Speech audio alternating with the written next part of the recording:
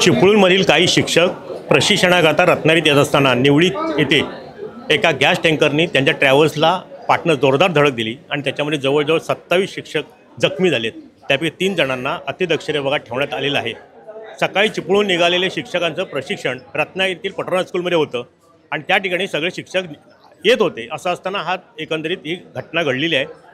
शिक्षकांमध्ये ह्या प्रकरणामध्ये अपघातानंतर मात्र वेगळीच चर्चा आहे, कारण प्रशिक्षण होतं ते प्रशिक्षण 2 ठिकाणी रत्नागिरीमध्ये जिल्ह्यामध्ये करावं असं काही शिक्षक संघटनांची मागणी होती।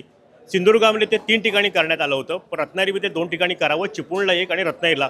पण एक संघटनेने पत्र देऊनही संबंधित अधिकाऱ्यांनी त्यांची मागणी नाकारली आणि त्यामुळेच हा प्रसंग ओढवला असं शिक्षकांमध्ये आता बोललं जाते। सुदैवाने याच्यामध्ये कोणतीही या क्षणापर्यंत प्राणहानी झालेली नाही आहे। सगळे जिल्हा परिषदेचे मुख्य कार्यकारी अधिकारी, सगळे संबंधित अधिकारी, कर्मचारी, सामाजिक संस्थांचे लोक, वेगवेगळ्या पक्षांचे मंडळी या ठिकाणी या शिक्षकांवरती उपचार करण्याच्या दृष्टीने जिल्हा रुग्णालयात प्रयत्न करत आहेत। सर्व जिल्हा रुग्णालयाची यंत्रणा सज्ज आहे आणि काही 3 जण अतिदक्षता विभागात आहेत, तर 24 जण सर्वसाधारण वॉर्डमध्ये उपचार घेत आहेत।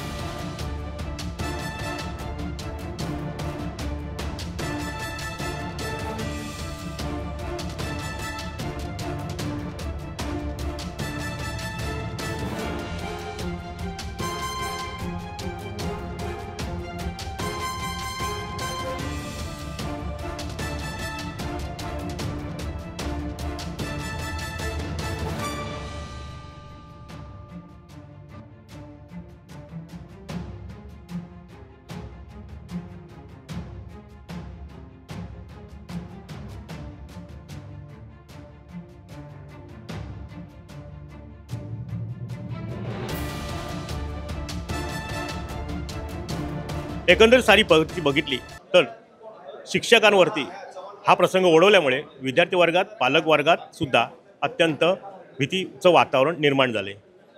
टाइम डिजिटल करता किशोर मोरेसह शुभम पवार, दीपक मोहिते, रत्नागिरी। टाइम्स डिजिटलला लाईक करा, शेअर करा, सबस्क्राइब करा आणि बेल आयकॉन दाबायला विसरू नका। Times digital.